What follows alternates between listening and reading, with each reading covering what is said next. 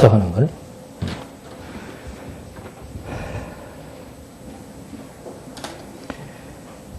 신명기 32장 48절 보시겠습니다.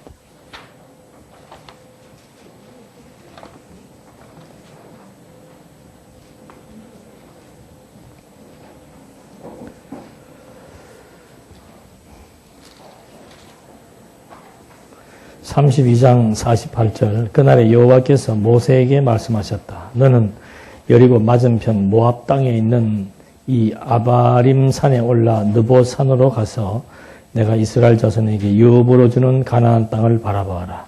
내 형 아론이 호르산에서 주고 자기 백성에게 합류한 것 같이 너도 내가 올라가는 그 산에서 주고 내 백성에게 합류할 것이다. 이는 너희가 친 광야에 있는 가데스의 무리바 물가에서 이스라엘 자손 중에서 죄를 지었으며 너희가 나의 거룩함을 이스라엘 자손 중에서 나타내지 않았기 때문이다. 너는 앞에 있는 그 땅을 보기만 할 뿐 내가 이스라엘 자손에게 주는 그 땅으로 들어가지는 못할 것이다. 모세가 이제 죽게 되는 그 임종의 장면을 지금 48절로부터 52절까지 해서 설명을 해주고 있습니다. 그러니까 하나님께서 이제 그 언약으로 권고한다 그랬습니다. 지난번에는 언약으로 약속,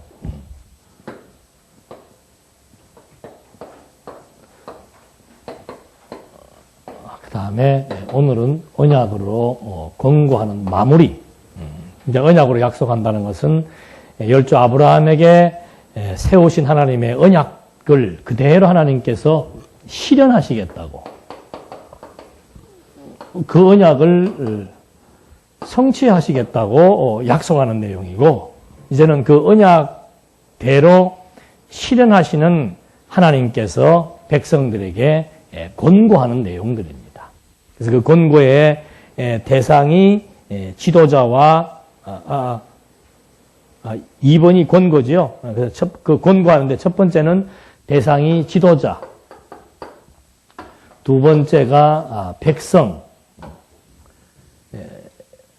두 번째까지 있네요. 그러니까 지도자는 누구예요? 여호수아지요. 여호수아에게 권고한 내용이 뭡니까? 언약을 성취하시는 여호와께서 권고하시는 내용 중에서 지도자에게 권고한 내용이 뭐예요? 너는 뭐하라? 담대하라. 어떻게 해야 담대함이 나온다 그랬습니까? 언약대로 성취하시는 하나님은 여호와라고 하는 사실에 대한 확증. 그래서 지금 앞에서 나왔잖아요. 언약으로 약속하고 이제 언약으로 권고하는데 하나님이 어떤 분인가? 열조 아브라함과 이삭과 야곱에게 세운 언약대로 자손을 번창시키고 이제는 가나안 땅을 가게 하실 것이다. 그 언약을 하나님이 반드시 뭐 하시겠다? 성취하시겠다고 약속하신 거예요. 그 약속의 하나님을 여호수아는 40년 동안 모세를 근접해서 따라다니면서 하나님 여호와라고 하는 사실을 뭐 한 거예요? 체득한 거예요. 그게 체득이 되니까 뭐가 없어지는 겁니까? 두려움이 없어지고 담대함이 생기는 겁니다. 그러니까 여호수아에게 담대함이 필요한 이유는 아직도 가보지도 못한 미지의 땅, 가나안 땅을 정복하기 위해서 뭘 해야 되니까? 전쟁을 치러야 되니까. 전쟁 치르는데 두려움은 패인의 요인입니다. 격투기 하는 사람들이 이미 시합하기 전에 기가 꺾여버리는 거예요. 특별히 격투기 같은 경우에. 우리나라 옛날에 그 축구 역사 보니까는 막 초창기 월드컵에 어쩌다가 한번 나가면은 그 막 유럽이나 그 선수들한테 미리 어떻게 되는 거예요? 기가 꺾여 공을 못 하는 거예요, 공을. 그게 뭔가? 이미 정신과 마음이 이제 두려움으로 딱 눌려버리게 되면은 시합 자체가 안 되는 거예요. 그러니까 이 몸 움직이는 거, 활동하는 것보다 더 중요한 건 뭡니까? 정신이에요, 정신. 지킬 만한 것보다 마음에 그리스도에 대한 확신이 있다는 거, 그것은 모든 것을 다 견디고 이기게 하는 거죠. 그러니까 마음의 담대함은 진리에 의해서만 가능한 겁니다. 그러니까 바울이 고린도에서 진리와 함께하면은 모든 것을 견디고 이기고 바랄 수 있다. 왜 그런가? 진리와 함께 하니까 모든 것 이긴다 그러더라. 그런 게 아니에요. 진리와 함께 하니까 하나님이 하신다는 게 너무도 분명하고 믿어지니까 마음에 두려움이 없이 담대함으로 무엇을 대하고 무슨 일을 하더라도 두려움 없이 할 수 있다 이 말입니다.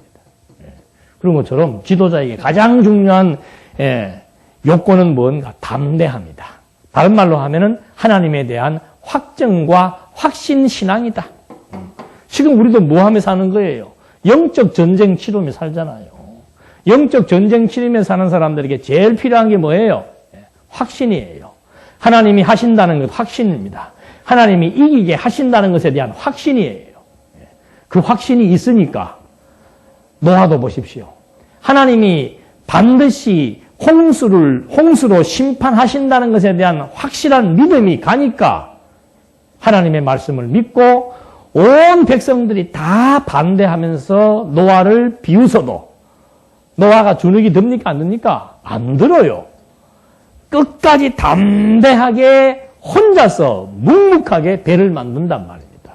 그 담대함이 어디에서 나오는가? 여호와에 대한 확신에서 나오는 겁니다. 우리도 마찬가지예요. 살면서 말씀 좀 이렇게 전하려고 그러니까 공격이 들어오고, 말이 많고, 이단이라고 그러고, 지금까지 쌓아놓은 그 인간관계가 무너지고, 복잡한 거예요. 그러니까 진리를 무엇과 바꾸는 거예요? 내 입장과 내 체면과 내 처신과 내 삶의 여러 가지 정황들과 진리를 바꿔버리는 거죠. 그러니까 어디 가면 말 안 하잖아요. 말 안 하면 표시가 안 나잖아요. 저 사람이 무슨 사상을 가지고 있고 뭘 하는지는 모르니까 가만히 인자한 표정만 짓고 앉아만 있는 거지. 그렇죠. 이번에 속아서 누가 친척이 결혼을 해서 마침 조카 되는 여자의 그 신랑이 이제 장신대를 가려고 그러더라고요. 그래서 너 한번 얘기를 좀 해줘야 되겠다 하고 틈만 노리고 있는데, 본인이 묻더라고. 형님, 내가 형님이 되나? 뭐가 되나? 하여튼, 형님, 사이트에 들어가서 강의를 들으려면 어떻게 합니까? 잘 안 들어가집니까? 하고, 한 3년, 결혼한 지 3년 전 처음으로 그 얘기를 하더라고요. 그래서 너 잘 만났다. 그러고 이제 그 얘기는 뒷전으로 하고, 네가 왜 이 일을 해야 되는지, 이것이 왜 중요한지, 바르게 알지 못하면 어떤 현상이 벌어지는지, 이제 한국교회는 몰락했다. 몰락하는 그 일을 왜 하려고 하는가? 하면서 이제 그냥 한 40분 동안 아침에 바쁜데 앉아가지고, 성경은 이런 거다고 사정없이 얘기를 해버리니까, 걔가 그냥 정신을 못 차리고 앉아있더니, 한준이한테, 너 아버지는 평소에는 그렇게 완고하지 않은 것 같은데 성경 얘기하니까 그냥 내가 어떻게 말을 못 하겠더라고. 자주 얘기할 것 같으면 내가 여유롭게 얘기를 하죠. 부드럽게 요거 저러고 하는데 이건 이제 시간이 이번밖에 없을 것 같은데 너 죽든지 살든지 듣든지 말든지 이번에 한번 결단 내려라. 드러내야 되죠. 진리는 들어오면은 분쟁하지 않으면 진리 바르게 못 전한 겁니다. 그래서 저도 대구에 있으면서도 여러 군데 신학교 가서 강의를 해봤죠. 얼마 못 가요. 왜? 이거 전하면은 어느 목사가 좋아하고 어느 신학교도 좋아하겠어요. 그러니까 얼마 못 가서 쫓겨나는 거를 도리어 어떻게 해요? 흐뭇해하는 거죠. 왜? 내가 바르게 했구나. 근데 세상 사람들은 반대로 생각하는 거예요. 잘리고 쫓겨나면은 무언가 어떻게 된 줄 아는 거예요. 잘못됐다고 잘못된 거예요. 그래서 하나님도 예수께서도 진리를 이 땅에 던진 것은 뭐예요? 가정에 뭘 일으키기 왔다? 가정 파탄 일으키기 위해서 온 거예요, 진리는. 극단적으로 얘기하면은. 어떻게 시어머니와 며느리가, 시어머니는 남미 호랑객교 믿고 며느리는 기독교를 믿는데 화합이 됩니까? 그걸 어떻게 화합을 하고 살아요? 또 이 말 듣고 또 오늘 가서 사생결단 해가지고 이혼하지 말고, 설득하고 말하라 이 말. 설득하고 논리적으로 증거하고 시어머니든 남편이든 좀 이해시키고 정말 예수를 믿고 하나님을 믿으면 이렇게 된다. 그걸 보여주면은 그건 시간이 걸리지요. 그걸 보여주고 변화가 나타나면은 당연히 남편이 관심을 갖지요. 남편들도 다 알아요. 오늘 내가 이런 행동을 어저께 했기 때문에 오늘 들어가면은 1시간은 복귀겠구나. 알죠? 각오를 하고 들어가는 거예요. 근데 아내가 태도가 달라진 거야. 어디 다니고 나서부터. 처음에는 이제 애들 말로 간을 본다 그러죠. 이렇게 약을 올려보고 저렇게 약을 올려보고 자꾸 건드려. 그래도 반응이 없이 미소를 짓고 그 얼마나 남편이 참 측은해 보여요. 이 진리 모르고 두려움 속에서 산다는 것이. 그걸 이해하고 참 측은해 보이니까는 막 자기를 건드리는 것이 공격으로 보이지 않고 꼭 아들이 장난하는 것처럼 보이니까 웃을 수 있고 도리어 좌절할 때 격려해 줄 수 있고 위로해 줄 수 있고 거기에 남편들은 이제 자꾸 바뀌는 거. 이상하다. 저 여자가 도대체 어디 막 803까지 차를 타고 들어가는데 거기 무슨 도 닦는 데가 있나? 왜 거기까지 가는 것도 이상하고 달라지는 게 이상해서 관심을 보이기 시작하는 거예요. 그게 본을 통해서 보여주는 전도 활동이에요. 그러니까 이 진리에 대한 확증 없이 전쟁을 치르는데 그런 담대함이 없이 성경에 대한 확고한 지식이 없이 전쟁 치를 수가 없는 거죠. 얼마나 무섭고 두려운 게 많습니까? 직장에서 말 한마디 잘못해서 상사한테 찍히면은 이제 막 어려움 겪고, 뭐 그냥 회식 자리에 가서 조용히 술이나 먹든지 하든지 하지 또 혼자 잘난 척하고 안 마시고 뭐 진리가 어떻고 하다가 너 이리 와봐 뭐, 별일이 다 있단 말이에요. 그래서 지도자, 제일 중요한 것은 뭐 담대함이다. 그리고 뭐 해라? 가르쳐, 지켜, 배우게 해라. 교육이에요, 교육. 그 다음에 이제 백성들에게 하는 내용이 이제 쭉 해왔던 건 백성들에게도 말씀과 덕에 대해서. 이 진리의 말씀과 덕이 도대체 뭔지, 그리고 불순종에 대한 책망. 이게 단순하게 불순종하면 하나님한테 벌 받습니다. 그 얘기가 아니에요. 교육이 제대로 되지 않으면은 인간은 자기 본능대로 살고자 하는 욕망이 있다. 그것이 왜 잘못되었는가? 그걸 알아야 되죠. 근데 보통 한국교회에서는 이걸 그냥 바로 규범으로 갖다 댑니다. 주일날 교회 빠지면 어떻게 되는 거예요? 안식일 범한 것이다. 안식일 범한 거는 당신은 구약시대 같으면 뼈도 못 추려요. 구약시대 때 같으면 이거 뭐 한 달에 한 번밖에 안 나와? 당신은 돌에 맞아 죽습니다. 그게 규범이에요, 규범.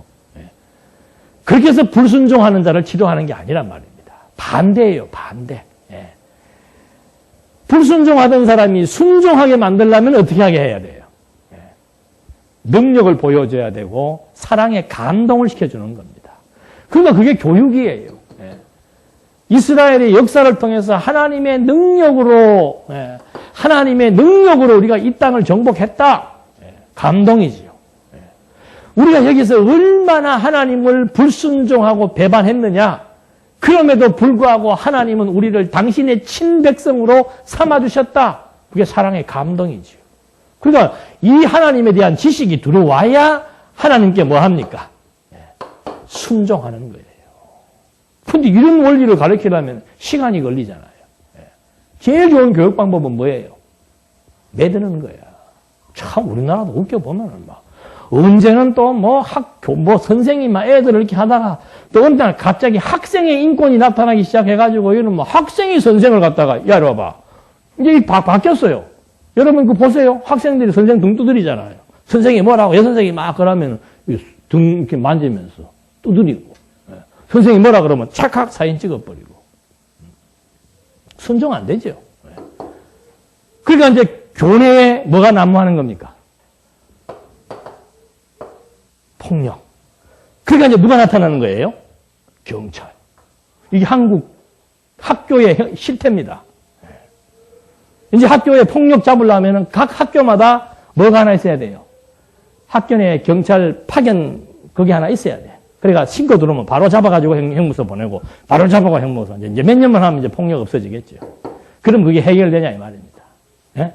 학생과 선생의 관계가 사랑의 관계에 의해서 선생님의 말을 그대로 믿을 수 있고 따를 수 있고 존중할 수 있고 또 학생들은 그렇게 할 수 있는 이유가 뭔가 선생으로부터 엄청난 사랑을 받고 감동하니까 그것이 형성돼야 되는데 교회나 학교나 똑같아요. 사회나. 이 법을 갖다 놓고서는 그냥 막 갖다가 얽어내니까 두려워서 어떤 일을 억지로 두려움에 의해서 억지로 하게 만드는 거, 그거는 이방 종교의 특징이지만 기독교의 특징은 그거 아니에요. 완전히 사랑의 힘이에요. 사랑의 힘. 예. 가장 강력한 힘은 뭔가? 사랑의 힘이에요. 사랑의 힘. 그 자녀 교육도 마찬가지죠. 너희놈아 왜 말 안 듣냐? 뭐가 될래 하는 것보다는 뭐가 훨씬 나아요. 매 맞을 순간에 때리지 않고 도리어 안아주면은 그게 더 감동적이죠. 그래서 탕자의 비유가 그거 아닙니까? 탕자의 비유가. 아들이 집 나가서 만신창이 돌아왔을 때 오늘은 이제 내 인생 끝났구나 하고 들어왔는데 아버지가 한마디 책망도 하지 않고 도리어 잔치를 배설해 줄 때. 그게 감동이에요. 감동. 그러니까 불순종하면은 하나님께서 이제 어떻게 하시는가? 책망하시는데 그 책망의 핵심이 뭔가? 감동시키는 거예요. 감동시키는 거. 그래서 이런 방법에 의해서 지금 이제 불순종하는 거 책망하고 불순종하는 백성들을 그 다음에 나오잖아요. 교훈하고. 그 다음에 이제 거역하는 백성들의 악행을 하나하나씩 설명해주고 그 다음에 재난과 보수가 따라온다. 그러니까 이렇게 잘못할 경우에는 하나님의 무엇이 있다? 징계가 있다는 것을 알려주는 겁니다. 그리고는 그 마지막에 뭐가 나오는 거예요? 마지막에 용서가 나오는 거죠. 이게 클라이막스예요. 잘못했을 때 너 이게 잘못했지 이러면 너 죽는다, 매 맞는다 이런 데는 해놓고는 마지막 가서는 어떻게 하는 겁니까? 그 백성들의 죄를 하나님께서 뭐 해주니까? 용서해 주니까. 그러니까 이 정죄와 이 사죄의 기능이 각각 개별적인 기능이 아니에요. 정죄하시는 이유는 뭔가? 죄를 책망하시는 이유는 뭔가? 죄 자체를 지금 책망하는 것이 목적이 아니에요. 죄를 뭐하기 위해 깨닫게 한 다음에 어떻게 해요? 용서해 주는 거예요. 그래서 죄가 더한 곳에 내가 죄를 많이 깨달으면 깨달을수록 탕감받을 때의 그 감격이 더 짙어지고 더 찬양의 농도가 더 농후해진다는 것을 지금 깨닫게 하기 위해서 이 사죄가 필요해요. 정죄하는 이유는 뭔가? 잘못했기 때문에 정죄하는 것은 표면적인 거예요.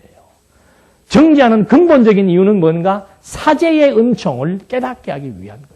그러니까 우리도 지금 이 육체를 그대로 입혀놓은 이유가 뭔가? 우리의 영혼은 거듭나고 중생해서 속사람이 점점 자라고 있음에도 불구하고 이 육체의 소욕이 항상 나를 짓누르고 억압하고 괴롭히고 좋지 않은 생각하게 만들고 불건강하게 만들고 하는 그렇게 하시는 이유가 뭔가? 뭘 깨닫게 하시려고? 네 정체가 어떤 것인지. 정말 인간은 절대로 스스로 의인이 될 수 없다는 사실을 확실하게 주지시켜주는 거예요. 날마다 바울이 깨닫잖아요. 야, 진짜 내 인간성 이거 참 고약하구나. 정말 인간 참 더럽고 추악한 존재구나. 그건 날마다 깨닫게 해주는 거예요. 그러니까 한국교회 웃겨요. 딱 이거 보세요. 불순종하는 때에 율법의 규범을 가지고 막 공포심을 유발하고 무릎을 꿇게 만드는 것을 잘못 해석을 하니까 신약에 와서도 자범죄를 저지르는 사람들에게 실수하고 어리석은 생각하고 범죄하는 사람들에게 정죄해서 뭐하게 만드는 거예요? 신앙을 막 자기 잘못을 온 백성들에게 공포하게 만드는 얼마나 그게 수치스러운 일이에요. 하고 어저께 서울 갔다 내려오는데 무슨 지갑을 하나 줘서 집어넣었다. 그럼 내가 여기서 오늘 얘기를 해야 돼. 안 하면 이제 하나님 앞에 뭐가 떨어지는 거예요? 불호령이 떨어지는 거예요. 그러니까 예배 강의하기 처음부터 제가 오늘 여러분들에게 고백할 게 있습니다. 제 용서함을 구할 게 있습니다. 어저께 오다가 지갑을 그냥 주인을 돌려줘야 되는데 현찰만 200만 원이 있어가지고 그냥 제가 썼습니다. 라고 고백을 하고 이제 여러분들이 알았습니다 하고 봐주면 이제 그 다음에 다시 시작을 해야 돼요. 그게 실제로 칼빈 시대에도 있었고 한국교회에서도 그래서 지금 온 교인들이 교회만 오면은 뭐부터 시키는 거예요? 회개부터 시키는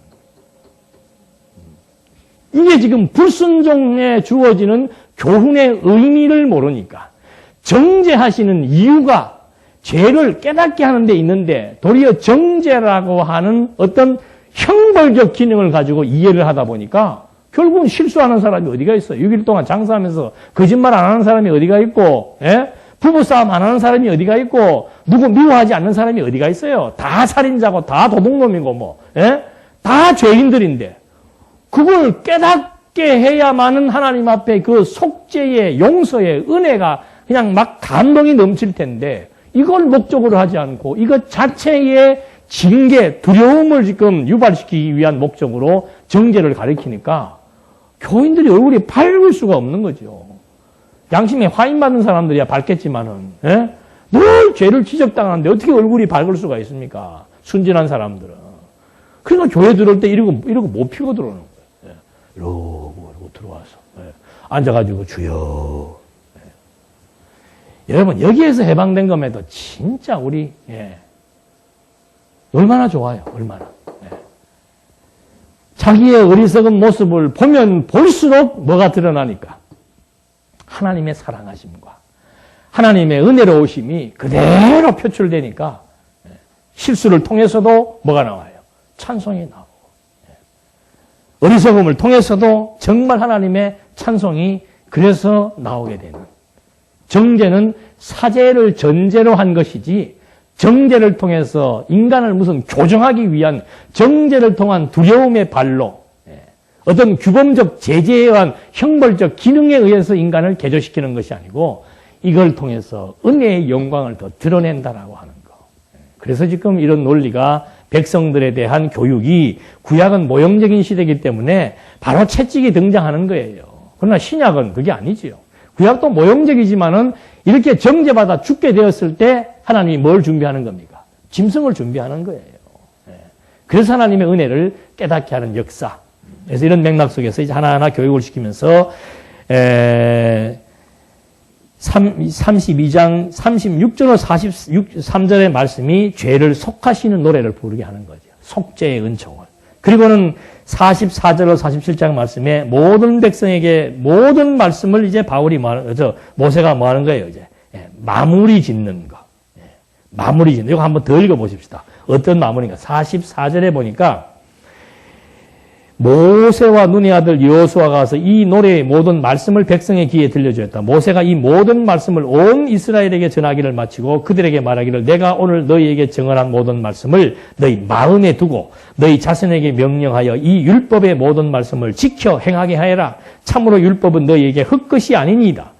그것은 너희의 생명이다. 그러니까 지금까지 한 모든 말씀의 핵심은 뭐예요? 하나님이 당신들의 죄 때문에 정죄하셨지만은 정죄가 목적이 아니고 속죄, 용서를 통해서 하나님의 은혜하심과 자비하심을 깨닫게 하기 위한 이 말씀의 목적이 여기에 있다는 사실을 알게 해준다라고 하는 거. 그걸 지금 모세가 한 번 더 정리를 해주고 있는 겁니다.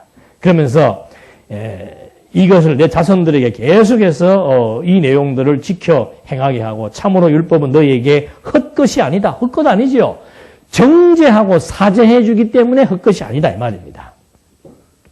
너희가 요단을 건너가서 차지하는 그 땅에서 너희의 날들이 길 것이다라고 하였다. 그날에 여호와께서 모세에게 말씀하셨다. 이제 모세에게 너는 여기까지만 해라 그 말입니다. 여기까지만 느보산에서 여기까지 와서 이들에게 한 번 더 애굽에서 해방되어서 여기까지 오게 된 경위를 설명을 하고 가나안 땅을 정복해야 되는 이유와 목적을 백성들에게 가르치는 그것으로서 네 임무는 끝났다 이 말입니다. 왜 여기 못 들어가게 했는가? 그 직접적인 이유는 뭔가? 너 백성들에게 순수하게 전하지 않고 성질 부리고 그랬잖아.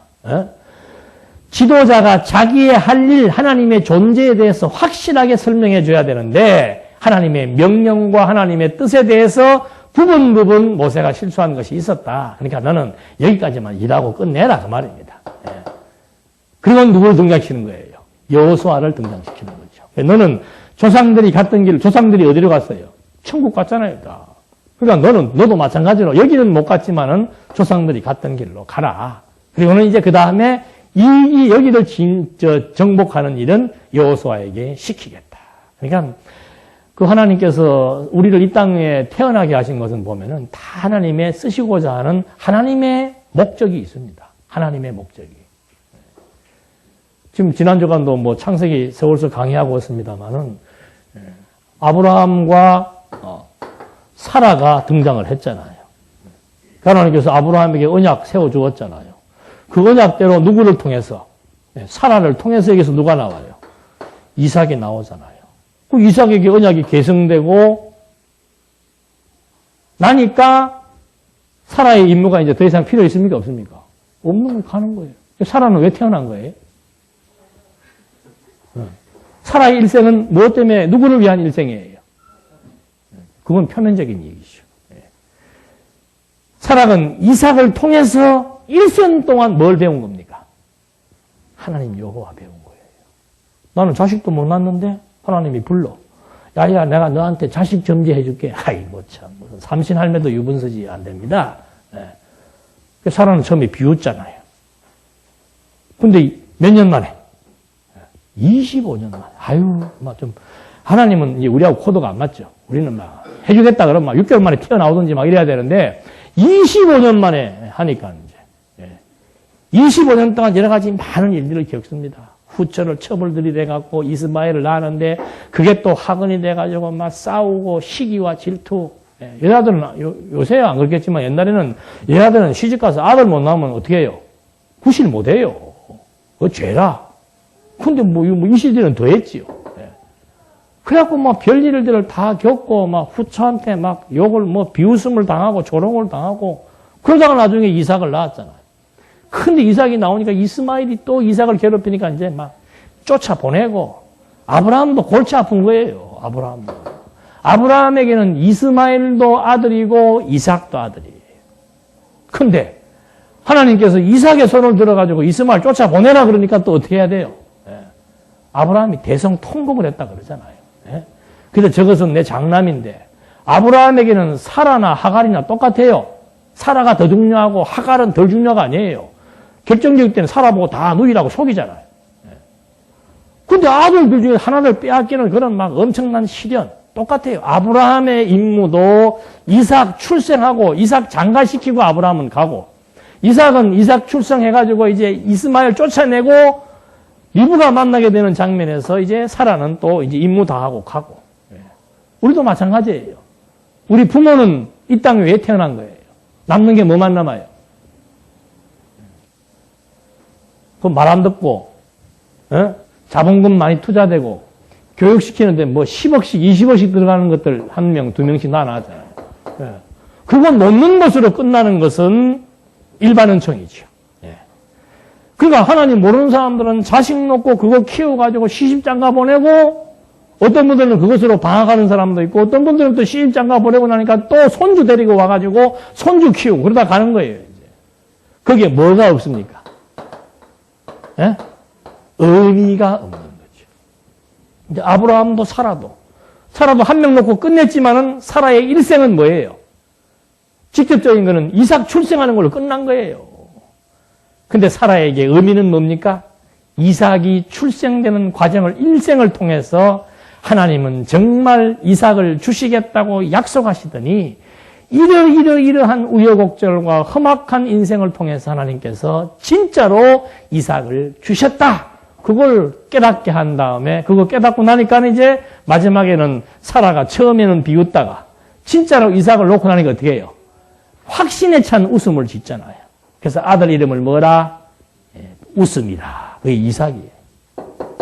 끝나니까 가는 거예요. 모세도 마찬가지고 여호수아도 마찬가지고 우리도 마찬가지예요. 우리는 실령적인 것이죠. 영적인 생육 번성에 대한 의미를 깨닫고 정말 내 일생을 통해서 하나님께서 정말 뜻대로 섭리하시는 여호와이시다. 그거 배우다가 다 배우면 이제 어떻게 하는 거예요? 하나님이 부르시는 때가 되면은 가는 거예요. 그래서 지난 시간 말한 대로 생명의 의미가 뭔가? 불신자들은 생명의 의미는 죽음이다. 그리고 우연, 팔자다라고 얘기했지만 우리는 그게 아니에요. 생명의 의미는 뭔가? 죽음이 아니고 영원한 삶을 지금 살아가는 과정에 있어서 하나님 배우는 데에 생명의 의미. 내가 지금 이 땅에 태어나서 살아야 되는 의미가 하나님 배우는 데 있다. 그 말을 지금 해주는 거죠. 멋있잖아요. 무슨 일을 통해서든지 간에 우리는 뭘 배웁니까? 하나님이 하신다는 거 배워나가는 거예요. 배우면 배울수록 담대함이 생기고 그 담대함으로 비진리의 세력과 세속을 향해서 투쟁하며 살아갈 수 있다는 거. 분명한 목표의식. 그런 다음에 이제 최후의 축복이 33장, 34장에서 나타납니다. 백성들에 대한 축복이 나오는데 이게 이제 각 지파별로 하나님께서 모세를 통해서 백성들에게 축복하는 내용이지요. 그러니까 제일 처음에는 아브라함, 이삭, 야곱 때에 와가지고 아브라함은 이삭 하나님이 불렀잖아요. 이스마엘 버리고 그 다음에 이삭 때에 와서는 에서를 버리고 야곱을 택하죠. 그 야곱에게서 이제 12명이 나온 거예요. 12아들에게 축복한 것이 창세기 48장인가? 하여튼 창세기 후반부에 나오고, 이제는 이 12아들이 각각 뭘 한 거예요? 생육 번성해서 하나의 종족을 이룬 거예요.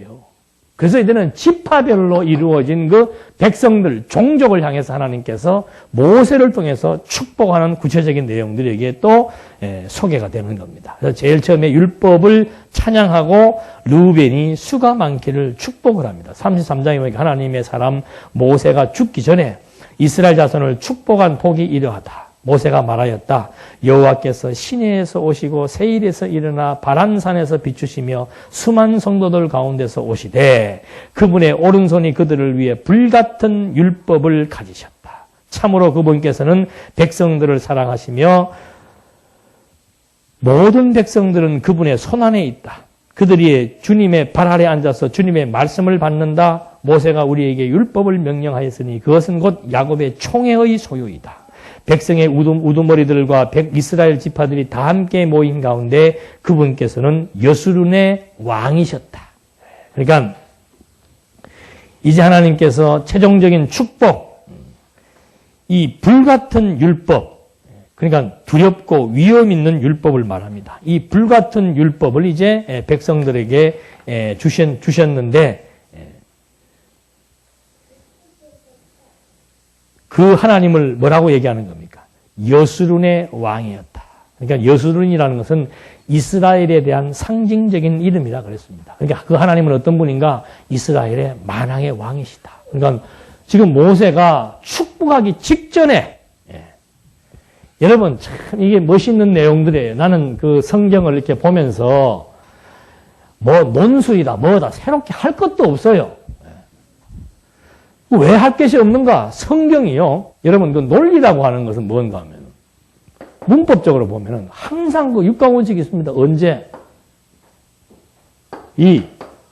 어디서, 언제, 어디서, 누가가 먼저 나오나? 누가, 언제, 어디서, 무엇을, 어떻게, 왜, 누가, 하나님께서, 언제, 백성들을 40년 동안 광야길 걷게 해서 모리아산의 모세를 통해서 딱 백성들을 다 모아놓고 모세가 죽기 뭐예요? 직전에 나오잖아요. 어디서? 요단 동편 땅 느보산 있는 데서 신광야의 그 산 중턱에 다 백성들을 모아놓고 무엇을? 예? 하나님이 여호와라고 하는 사실을 어떻게? 율법 해석과 역사 해석을 통해서 왜 여호와를 알고 뭐하게 하시려고? 경외하게 하시려고. 이게 논리예요. 그러니까 성경만 제대로 공부하면은 그냥 논술 공부는 그냥 하는 거예요. 참 쉬워요. 근데 어떻게 목회자라고 하면서 이걸 못해 이거. 분명히 여호와께서라고 나왔는데 자꾸 누구 하는 줄 알아요. 모세가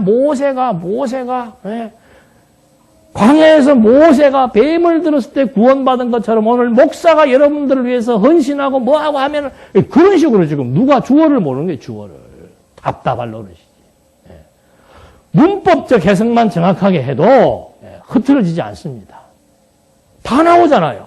마지막 주어지는 게 이게 문법적 해석이에요. 그러니까 역사서는 역사적 해석을 따로 할 필요가 없어요. 왜? 역사서니까.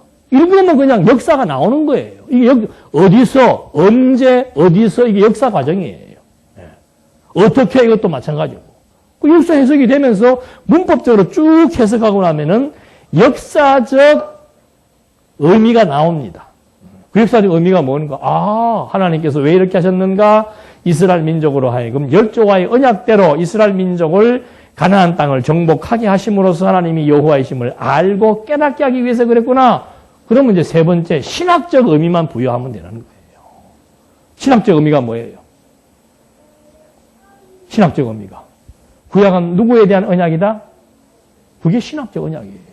구약은 메시아의 그리스도에 대한 언약이에요. 그리스도 보내실 것에 대한 언약이에요. 그러면 이 내용을 이제 그쪽으로 해석을 하면 될 거 아니에요. 하나님께서 모세로 말미암아 이스라엘 백성들을 요단 동편 땅에다 모아놓고 율법과 역사 해석을 통해서 하나님이 여호와이신 줄 알고 깨닫게 한 이 역사적 사건은 참 선지자로 오실 그리스도께서 백성들에게 신령한 하늘의 지식을 통해서 하나님이 여호와라는 사실을 깨닫고 경외케 하기 위한 그리스도의 참 선지자로서의 사역에 대한 모형과 예표로서의 그림자입니다. 그러면 끝나는 거예요. 네. 그리고 어디를 봐도 마찬가지예요. 그리고 또 재밌는 거는 하나님께서 지금 모세에게 백성들에게 이제 뭘 해요? 축복을 하잖아요. 요 과정에 항상 이스라엘 민족들 출애굽기도 나옵니다. 20장에서 10계명을 줄 때도 하나님의 자기소개. 그 다음에 출애굽기 6장에서 이제 백성들을 데리고 해방시키기 직전에도 나는 스스로 있는 자이고 그동안 내가 전능자로 나타났으나 내가 여호와로는 너희들에게 보이지 않았는데 이제 내가 여호와로 보여주겠다. 내가 열조가 약속한 그 약속에 근거해서 너희들을 해방시켜주겠다. 그 말이에요. 항상 하나님의 자기소개가 나오는 거예요. 여기도 보십시오. 백성들에게 모세가 축복하기 전에 뭐가 나옵니까? 여수룬의 왕께서 그 말이에요. 이스라엘의 진정한 통치자이신 여호와께서 누구를 통해서? 모세를 통해서 뭘 주신다? 축복을 하신다 이 말입니다. 그대로 나오잖아요. 누가 언제 어디서 무엇을 어떻게 항상 적용이 되는 거예요. 이 축복은 복의 근원 되신 하나님의 아들 그리스도께서 이 땅에 오셔서 자기 백성들에게 신령한 복 주실 것에 대한 메시아를 언약하신 것에 대해서 예표로서의 모형과 그림자이다. 그렇게 해석하면 끝나는 거예요. 그래서 이 구약 해석은 반드시 신학적 의미가 마지막 결론적으로 부여가 돼야 이제 제대로 된 총합적 해석이 되는 거죠. 시가서 같은 경우는 이제 이게 또 해석하기 나왔네. 시가서 같은 경우에 해석이 굉장히 어렵습니다. 시가서 해석은. 시가서가 욥기 10편 자면 전도 아가서 아니에요. 그거를 해석할 때는 반드시 해야 되는 해석이 있습니다. 그게 뭐예요? 예? 역사 해석이에요. 여기는 읽으면 역사 해석이 돼버리잖아요. 문법만 해석해도 역사가 바로 의미가 나와버리잖아요. 근데 시가서는 시문학적인 장르를 통해서 설명을 한 거기 때문에 역사를 모르면은 시를 해석을 할 수가 없어요. 그 뭐예요? 그 토끼 달 개수나무 한 그릇 토끼 한 마리 달 보고 하는 거 있잖아요. 그거를 달에서 토끼가 방아 찍는 거를 보고 그것이 무슨 의미인지를 알려면 뭘 알아야 돼요? 그 시를 썼던 그 시대의 역사 배경을 알아야 되죠. 예를 들자면 일제시대, 아무랬던 일제시대에 일본 놈들의 그 탄압 속에서 우리의 어떤 해방을 기원하는 그런 역사적 배경 속에서 그 시를 썼다? 그럴 때 이제 토끼는 어떻게 상징이 되고 나오는 것처럼 시가서는 반드시 그 역사 해석이 들어가지 않으면은 시가서를 풀 수가 없단 말입니다. 근데 일반 신학자들이 그걸 빼놓고 시가서를 해석하려고 그러니까 코에 걸면 코걸이, 귀에 걸면 귀걸이, 아가서는 연애편지 할 때 사랑의 노래고 어쩌고 연애편지를 해도 그렇지 무슨 연애편지 쓰는 놈이 뭐가 기름이 네 유방으로 흐르고 그러면 당장 딱지 맞죠. 그렇잖아요. 그게 도대체 뭔지를 역사 배경을 모르면 알 수가 없는 거예요. 그래서 이 시가서를 해석할 때는 반드시 그 저자가 어느 시대에 무엇을 하면서 살았고 그 저자가 어떤 배경 속에서 이 글을 썼는지를 이해하지 못하면은 그냥 자문서는 뭐예요? 아비가 아들에게 뭐 하는 거예요? 아들아, 술 못 먹으면 안 되고, 여자 조심해야 되고, 이거 해야 되고, 저거 해야 되고, 너 자식들 교육식 때는 반드시 채찍을 들어라. 채찍이 없으면 허리띠라도 들어라. 뭐, 이렇게, 교훈적인 얘기밖에 할 수 없는 거죠. 어떻게 거기에서 메시아가 나옵니까? 어떻게 잠언서를 읽고 거기에서 메시아가 나오냐, 이 말이에요. 그러니까 이게 그렇게 쉽게 되는 게, 여러분, 우리가 뭐 언약성취가 없으면 이걸 해석을 할 수가 없다니까, 해석을. 그래서 역사, 그 시가서 중에서 제일 난해한 부분이 사실은 잠언서예요. 제가 그랬잖아요. 옛날에 잠언서 강의하다 그냥 둬버렸다고. 왜? 하나님의 주권성이라는 주제는 맞는데, 본문 들어가면은 주권성이 있는 것도 있지만, 아까 말씀드린 대로 너무도 일반적인 교훈이 많은 거예요. 아들이 어떻게 세상을 살 때 술을 먹으면 안 되고, 뭐를 하면 안 되고, 너무 그런 게 많으니까, 이걸 어떻게 주권성하고 껴 맞추기가 참 힘이 들어서 하다가 관둬버렸어요, 하다가. 저는 성격상 제가 이해되지 않으면 못합니다. 그런데 지난번에 목사님 잠언서 강론집 나왔을 때 제가 제일 관심 있게 본 부분이 바로 그 부분이었어요. 근데 그 역사 잠언서 해석하는데 제일 중요한 것이 뭐였어요? 안 읽어보셨으니까 또 아시나? 그거 나온 지가 제법 됐는데. 제일 중요한 게 뭐였어요? 솔로몬이 자기가 경험하고 자기가 살아왔던 그 시대적 배경이었단 말입니다. 그 솔로몬은 지금 여기에 솔로몬이 한 80년, 이제 솔로몬 인생이 80년이잖아요. 80년 살면서 자기 아버지 다윗 때의 역사 다 들어서, 아버지로부터 들어서 공부했지요. 80년 세월 당신이 다 경험했던 역사적 배경이 있지요. 그리고 이제 그 내용은 뭔가 아버지가 누구에게, 아들 르호보암에게 장차 발생될 사건을 지금 들어서 설명을 하는 거예요. 아들 너 때 가면 이제 나라가 남북으로 나뉜다. 10지파 반이 너 배신하고 올라가고 남는 지파는 너 유다 지파밖에 없다. 유다와 베냐민 반지파밖에 없다. 이런 상황이 앞으로 전개될 것이다. 그걸 이제 이런 역사적인 배경을 비유로 얘기하는 거예요. 시적으로 표현하는 것이고. 아들아, 음녀에게 홀리면 안 된다. 음녀의 유혹에 넘어가면 안 된다. 그 음녀가 뭐예요? 그러니까 이런 역사적인 배경 모르면 맞지. 남자가 제일 조심할 게 뭡니까? 뭐 혀뿌리, 뭐 발뿌리 해가면서도 얘기하잖아요. 그런 차원에서 이해를 하는 거예요. 여자 잘못 걸리면 남자 폐가 망신합니다. 장가 잘 가야 됩니다. 그렇게 볼 수밖에 없잖아요. 근데 역사를 알면은, 음녀가 뭡니까? 여로보암이에요. 음녀는 남자들을 홀이잖아요. 그러니까 음녀와 같은 여로보암이 백성들의 마음을 3, 4년 동안 성문의기에 앉아가지고, 지금 르호보암은 경제정책 엉망이었다. 나라가 이래서 지금 힘들고 고통스럽다. 내가 대통령이 되면은 경제정책 세금 포탈하지 않고 세금 매기지 않고 백성들 다 배부르게 해주겠다. 먹는 얘기하니까 10지파 반이 일로 모여들잖아요. 그게 음녀예요. 음녀의 홀이는 유혹에 넘어가지 마라. 10지파 반이 다 넘어가도 너는 넘어가지 마라. 왜? 하나님은 역사의 주관자이시기 때문에. 아버지를 봐라. 할아버지를 봐라. 할아버지 사울이 먼저 왕이 됐지만 결국은 할아버지 다윗이 왕이 되었다. 할아버지 아들이, 너 큰아버지 중에 할아버지 아들이 그 할아버지를 죽이고 왕위를 빼앗으려고 했지만은 결국은 지가 죽었다. 한 번 하나님의 왕위를 세워주겠다고 약속을 했으면은 어느 누가 그 왕위를 빼앗으려고 해도 빼앗겨지지 않는다. 아버지도 마찬가지였다. 너도 마찬가지다. 백성들의 민심이 너에게 떠났다고 하더라도 두려워하거나 놀라거나 초조해하지 말고 너에게 힘이 없다고 해서 여기 쫓아가가지고 음료의 유혹에 넘어가서 여기에 붙어서 살 생각하지 마라 이 말입니다. 왜? 하나님은 역사의 주권자이시다. 그 잠언서는 주권성 얘기하는 거예요. 하나님의 약속대로 유다, 다윗, 솔로몬 약속대로 아들을 내 이 왕조는 절대로 망하지 않는다. 누가 올 때까지? 실로가 올 때까지 이 왕조는 망하지 않으니까 세력이 약하다고 해서 너를 죽이려고 하는 대적이 많다고 해서 네가 잘못해서 비난을 듣는다고 해서 좌절하거나 실망하지 마라. 하나님이 하신다. 그거 지금 설명해 주는 거예요. 그러니까 잠언서 강의를 해도 항상 뭐가 드러나는가? 역사 배경을 설명하니까 진짜 하나님은 언약대로 섭리하시는 여호와이시다. 모든 역사의 주권이 하나님에게 있다. 그걸 지금 설명해 주는 게 잠언서의 내용이에요. 그러니까 이 원리만 알면 성경은 읽기만 하면 되는 거예요.